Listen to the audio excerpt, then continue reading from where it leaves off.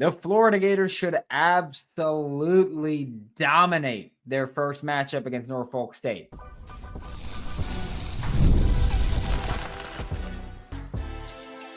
You are Locked On Gators, your daily podcast on the Florida Gators. Part of the Locked On Podcast Network, your team every day. Hello and welcome back to another episode of Locked On Gators, part of the Locked On Podcast Network, your team every day. Thanks for making Locked On Gators your first listen of the day every day. We are available daily and free wherever you listen to the podcast and on YouTube. Happy Wednesday. I am Brandon Olsen. Find me on Twitter at WNS_Brandon. Find all my written work with New York Giants on SI. This episode of Locked On Gators is brought to you by Monarch Money. Take control of your finances with Monarch Money. Use code LOCKEDONCOLLEGE at monarchmoney.com for 50% off your first year. And like I said, the Florida Gators should dominate their first game against Norfolk State, right? And we'll use this game as one of our few previews. I think Friday we'll go more in depth on things. But the Florida Gators play Norfolk State on Friday at 6:50 Eastern time is the current set tip time for that one. Florida, first off, the number one offensive rating in the country. They are the most efficient offense in the entire country. Total. They just passed Auburn. There's Duke behind them, Alabama. As you can see, really good offenses tend to make at least a bit of noise, we'll say. And this is adjusted for your opponent. And so Florida, number one, with that difficult schedule that they played, where they beat every SEC team they played except Kentucky. That's it. They won every game. They beat every SEC team they played except Kentucky. That's it. That's the kind of team that we're talking about. Florida is the number 8 offensive rebounding team in the country in terms of their offensive rebound percentage, which is your offensive rebounds divided by field goals missed. And so Florida does a fantastic job of getting the ball back and attacking there. And that's always been one of the things they do. That is one of the 4 factors of basketball, right? And we're going to spend a second here. 4 factors. Effective field goal percentage is the most important. Then turnover percentage. Then offensive rebound percentage. Then your free throw rate, which is how many free throws you shoot per field goal attempt. Okay? Those are the 4 factors which Todd Golden will live and die by. It is basically, hey, if you're really good in these areas, you're going to be a really good team. You will win the game. And effective field goal percentage is your shooting percentage, but threes are weighed more heavily than twos. And so that's one of the reasons, and this analytical approach is one of the reasons that you see so many teams shoot so many threes now. And so when we see people go, hey, I hate how many threes are shot in today's game. Well, 3 is more than 2, right? And so since you're going to shoot more valuable shots, those are what you're going to get, and then around the rim twos. It's why the mid-range game has basically died in the NBA. You still see it in college more than the NBA, but basically died in the NBA. We'll leave it at that. Offensive rebound percentage is what we were talking about, and that is one of the valuable 4 factors, where if you're really good at that, then you will probably be really good, or you'll probably be successful. The value there, of course, is you get an offensive rebound, and it essentially negates your miss, right? If I miss, but I get the offensive rebound, we have the ball back. That possession is still our possession. We've never lost that possession. And so that's where the value comes in of just getting more looks, right? You'll see some games where Florida will have significantly more shot attempts than their opponent. And the reasoning isn't that Florida's creating a ton of turnovers, because they're pretty bad at that, if we're being completely honest about it. It's that they're dominating the glass offensively. I mean, you look at this SEC tournament, and Florida had, 12 more shot attempts than Tennessee, okay? Turnover differential was only 1, but Florida had 15 offensive rebounds, so they kept getting those looks back, okay? They had 12 more shot attempts in a game. They won by 9. That is incredibly valuable, right? We're talking about winning within the margins. Offensive rebounds, huge part of that, okay? Against Alabama, Florida had 5 more shot attempts. Turnover differential was 3. Offensive rebound percentage differential, or offensive rebounding differential, was 2. Florida did a great job winning on the offensive glass there. Okay? That's what you're looking for. You're looking for, yes, like offensive rebounds, they give you more looks. So they kind of negate a loss there. And I keep bringing this up because not only is Florida really good at getting offensive rebounds, but Norfolk State is really bad at allowing offensive rebounds. Okay. Norfolk State has a bottom 30 team in the country in terms of allowing offensive rebounds. That's out of 364 teams. Norfolk State is 36th. Bottom 30 team in the country in allowing offensive rebounds. Florida should dominate on that alone. On the fact that Florida can say, hey, we'll put up shots and we will likely come down with the rebound. That alone should be a factor in saying, hey, Florida should absolutely dominate, right? Norfolk State also fouls a lot, which I'm really curious what happens there because Florida in general has just been pretty, let's say pretty meh at getting to the line, right? They don't do a good job of getting there. That fourth factor, the free throw rate, Florida's 189th in the country. They don't get to the line a ton. That's average, right? Which is why I say meh. In the SEC, by the way, they were 14th in the SEC there. They don't get to the line a ton. And again, I do think that part of that comes with you shoot a lot of threes. If you shoot a lot of threes, you're probably not getting fouled there because typically more fouls happen around the rim. And so if you're shooting threes, you're not getting fouled there as frequently, and you're not dealing with that.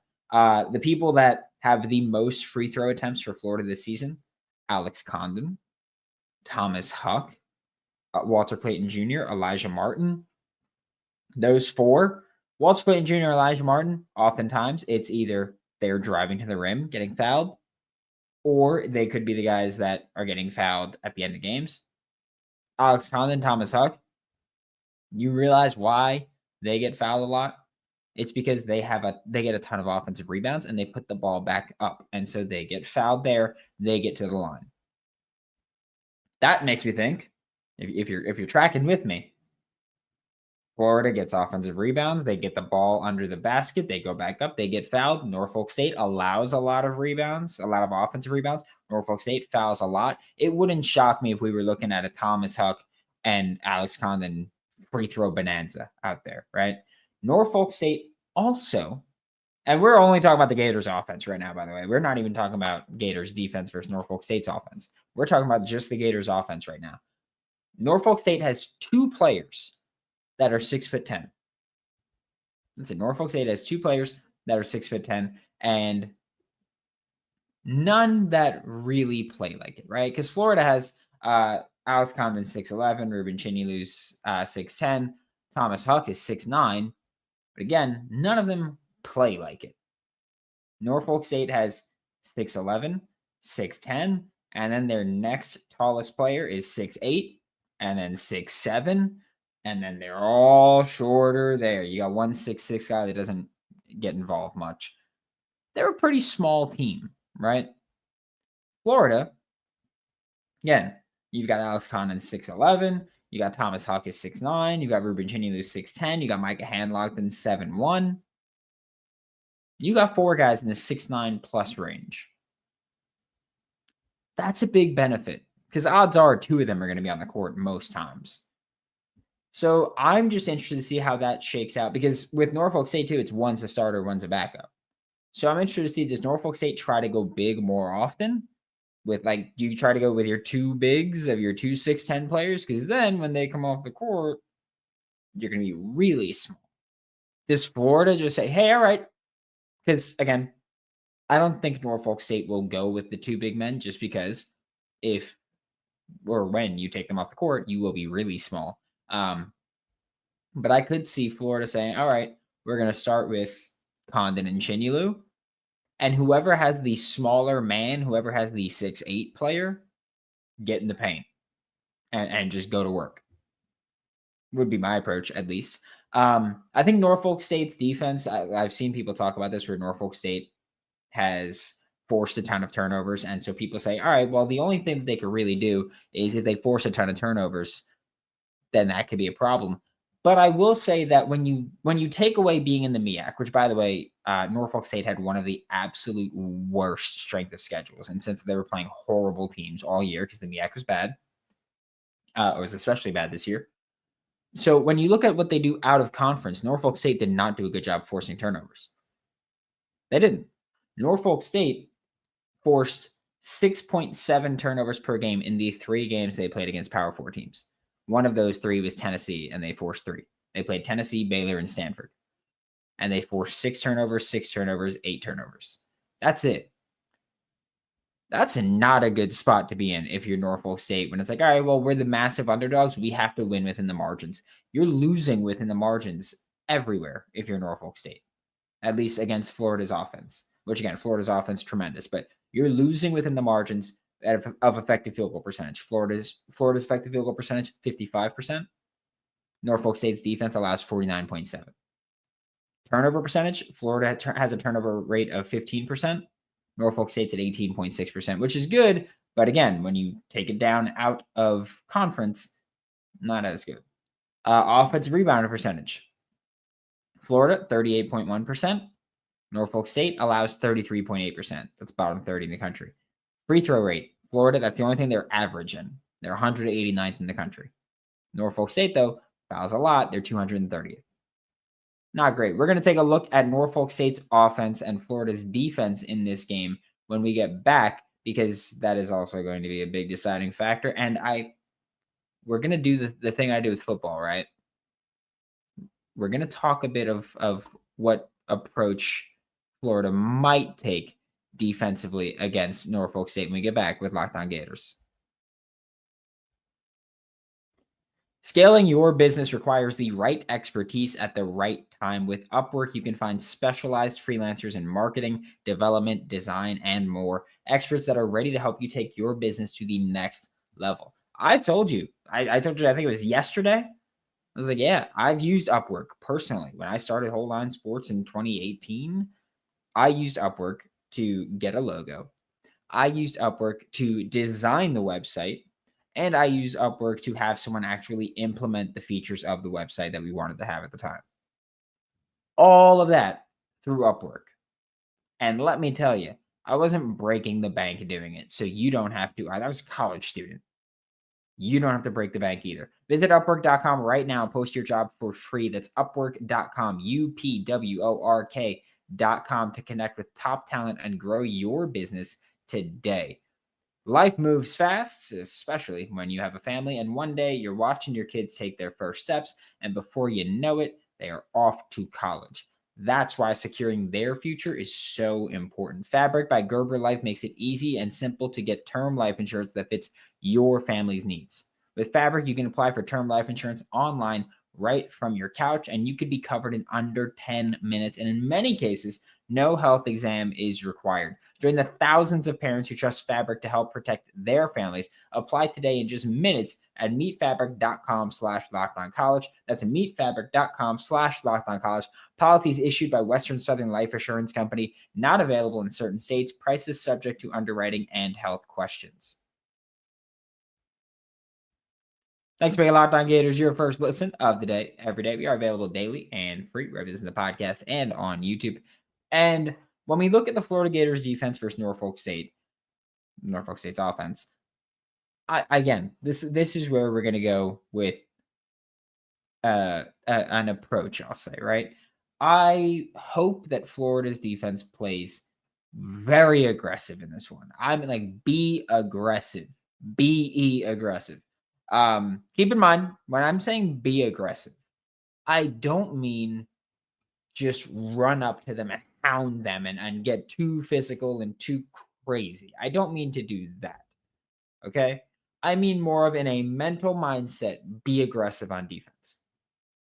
Keep your head up, keep your eyes open, play the passing lanes, which Florida does a very good job. Like, I don't know if this is a football thing or not. And obviously, I don't do this as well as Florida players do, or as well as any D1 players do. But like when I play basketball at the park, when I go and I'm like, all right, let's go play some pickup.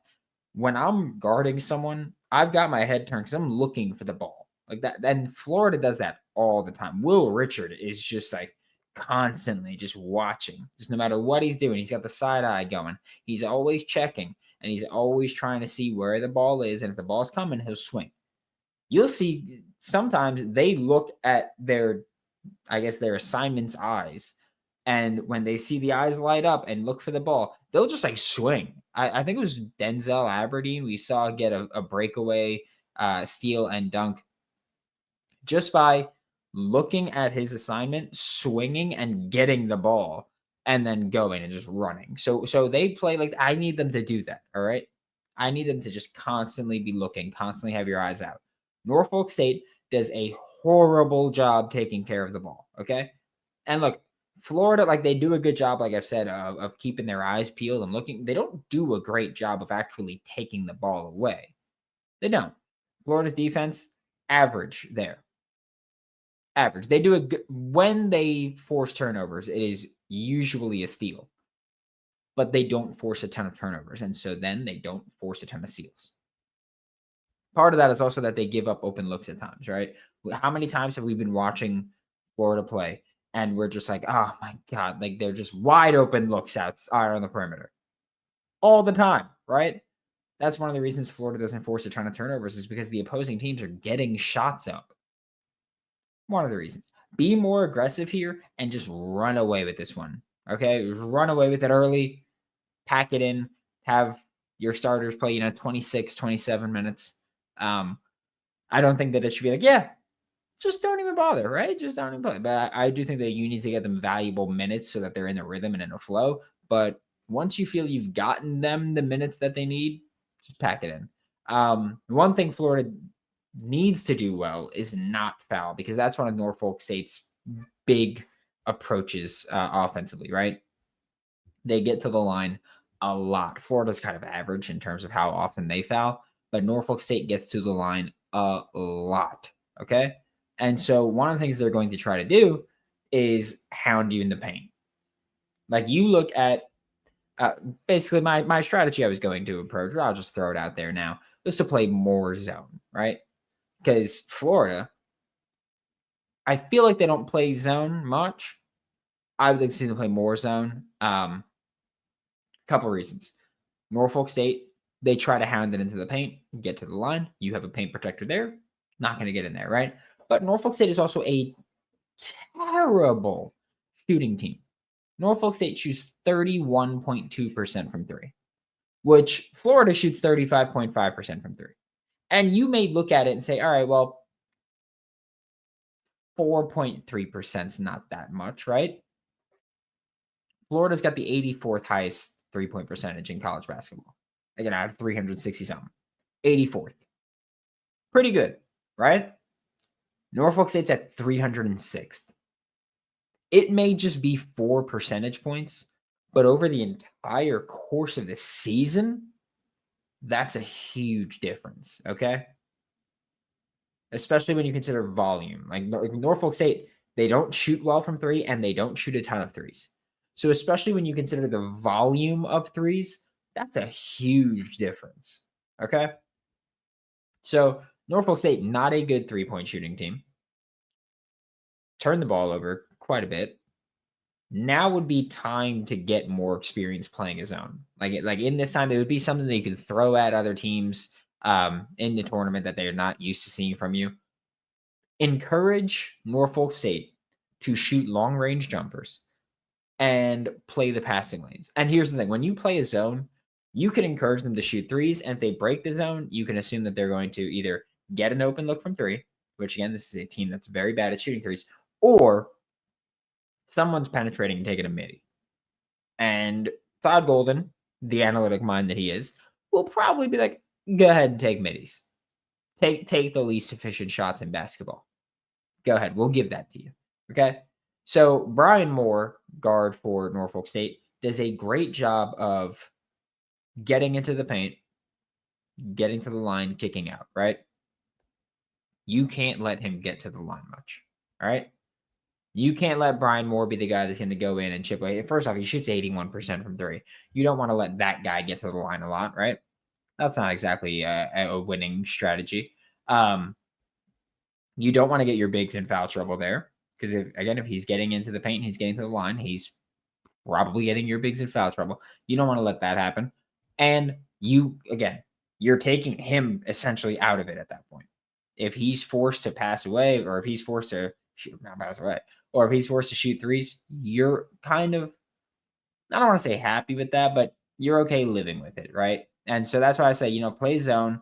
Don't let him into the paint. Don't let him penetrate, and let his shooters shoot, because they're not great shooters. We are going to talk about a potential second round matchup for the Florida Gators when we get back with Locked On Gators. You ever check your bank account and wonder, where did all of my money go? Well, between dining out, online shopping, and entertainment, it's easy to lose track. That's where Monarch Money comes in, your personal CFO, giving you full visibility and control over your finances. And Monarch Money isn't just a budgeting app, it's a complete financial command center. You can track all your accounts, investments, and spending in one place, so you stop just managing your money and start building wealth. When I first started using Monarch, I realized just how much I was spending on food delivery. Few times a week. Right now, we cut it down to once, maybe twice. Now we budget more, we save more. Yay. Take control of your finances with Monarch Money. Use code LOCKEDONCollege on monarchmoney.com for 50% off your first year. That's monarchmoney.com. Code LOCKEDONCollege for half off of your first year. The NCAA tournament is here, and so is the bracket breakdown. Locked On Podcast Network and Amazon Fire TV channels are teaming up to deliver NCAA tournament coverage like never before.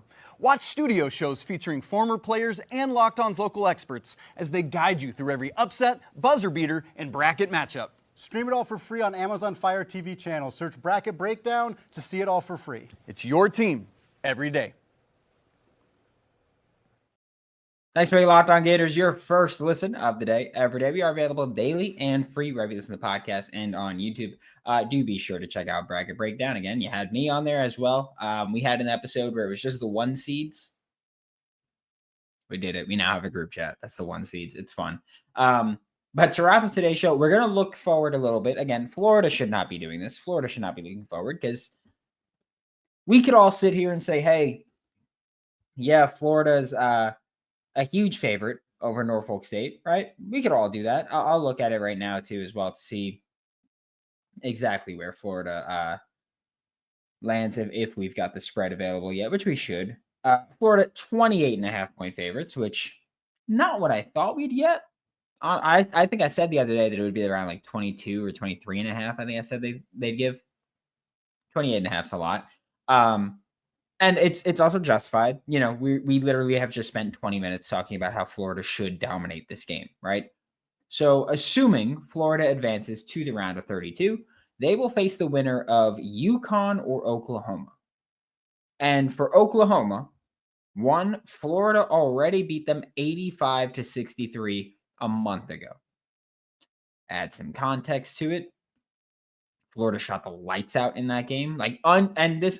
This is a Florida Gators team that shoots well, right? Great shooting team. That game against Oklahoma, they shot uncharacteristically well. Like, they were just on fire. And sure, toward the end, they died down. But to start off, they were on fire. And then they kind of just got to go, all right, well, we'll take this one. They got to settle down, but they shot insanely well to start the game. It was nuts. And it was multiple people too. Like, I remember our Oklahoma host texted me maybe 6 minutes into the game, and he's like, yeah, this one's over. He's like, if they're shooting like this, it's over. We're not going to be able to do it. And so Florida won by 22 in a game where they shot fantastic. And important to note also, that game was in Gainesville. This is a neutral site game. Oklahoma allows a ton of offensive rebounds, which, similar to Norfolk State, I'm just going to go out and say it. Matchup wise, I think Florida would prefer Oklahoma, right? Oklahoma, you've beaten them before. You've got that familiarity, and you're better than them. It's as Florida should go into every game and say, hey, we know we're better than them, except for maybe Duke, because you don't have any proof of that, right? You haven't played Duke. You've played Auburn. You beat them. You played Alabama. You beat them twice. You played Tennessee, you beat them. Every other team you can that's actually in contention, you go, all right, we don't know that we're better than them. Or except for Duke. You go, we know we're better than them, except for Duke. Oklahoma, you know you're better than them. Great. You match up well. They allow a ton of offensive rebounds. Fantastic for you. They foul a lot at the rim. And I mean at the rim specifically. They foul a lot there. Get to the line, which isn't always a fantastic thing for Florida, but we're not talking about that right now. Fouls still matter. Fouls still have value even if you are not converting all of your free throws, right? So they allow a ton of offensive rebounds. They foul a ton at the rim, and they do a horrible job protecting the ball. They do. They do a horrible job protecting the ball. That alone should let you look at them and say, all right, well, we match up well. And again, mentally, we know we're better than them. So that playing out should be awesome.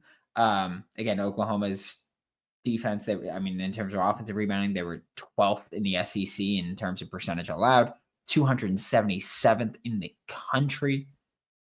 Bad. Just bad. In terms of turnover percentage, they were 13th in the SEC. They don't do a good job of getting offensive rebounds either. Like if you're turning the ball over and you aren't getting offensive we're going to take a second to talk about this. Oklahoma. They turn the ball over. Okay? Bad. They do a poor job of crashing the glass offensively. Bad. Okay? Because not only are they now giving up possessions, they're giving you the ball. They're not protecting their possessions. They're not extending their possessions. So that they shoot great, but when they miss, they never get the offensive rebound. And then they give up a ton of offensive rebounds. So not only, and they don't force a ton of turnovers. So not only are we, if you're Oklahoma, not only are we turning the ball over, we're not forcing turnovers, so we're losing the turnover battle. Not only are we not crashing the offensive glass, we are giving you the offensive glass. Matchup-wise, Florida should dominate Oklahoma, again, on paper. Then you look at UConn. UConn's the better team, in my opinion. I don't think many people would debate that. I know that a lot of people thought UConn would not have their another repeat. But I think a lot of people thought that UConn would be better than they've been. Fair. But UConn, they score relatively efficiently, right? And by relatively, I mean like they've got a effective field goal percentage of 55.5%. Florida's at 55%. So they're better than Florida in that regard. Florida has a considerably better offensive rebound percentage, but Florida's 8th in the country. UConn is 24th in the country. So UConn shoots great. And when they miss, they attack the offensive glass. And I look at that and I go, okay, well, that's a bit concerning for me just because, again, we're honest here, right? We're not going to go, oh, Florida's going to win because they're Florida. That is a bit concerning for me because we've seen times like the Missouri game where Florida gets just outworked on the glass at times. That's it. Where Florida, they prioritize offensive rebounds, which that I'm just going to be honest, it breaks my brain a little bit, as you can see. It's so intriguing to me that Florida prioritizes getting offensive rebounds, but I don't feel like they do a good enough job of preventing offensive rebounds sometimes. I don't mean fully. I just mean they go for stretches like the Missouri game where Missouri's smaller than you and they're beating you on the offensive glass simply because they're out hustling you. Things like that are just so confusing to me. Like they are just very confusing to me, very intriguing. And I would be concerned about that one. Okay. UConn, where I think Florida has a big advantage, is that UConn has a slower offense. Like UConn is not an up-tempo team. They're not trying to run with you. They're not trying to do any of that. Okay. Like they are, I think, a bottom 20 team in terms of tempo and pace. They do not push the pace well. Okay. So for Florida, I go, okay, well, you are a very fast offense. I would love to see you just speed it up. Like I'd like to see UConn handle an up-tempo game. And an up-tempo game against a good team. And Oklahoma, an up-tempo offense. Oklahoma is one of the quicker offenses that UConn will see this season. They're slightly slower than Florida's offense on average. So I would like to see that play out. Just seeing UConn handle that up-tempo game. I think both teams have pretty good offenses, but both teams have average defenses. But I think UConn has a better offense than Oklahoma and a better defense than Oklahoma. So personally, and just stylistically, I think Oklahoma is a better fit. Personally, I hope Oklahoma wins that game. Just gonna say that. Just throw that one out there. I hope Oklahoma beats UConn. And if not, hey, let's say it's UConn. Florida's got to get their get back, right? Same. Thanks for making Locked On Gators your first listen of the day. Every day we are available daily and free. Right, in the podcast and on YouTube. We'll be back tomorrow.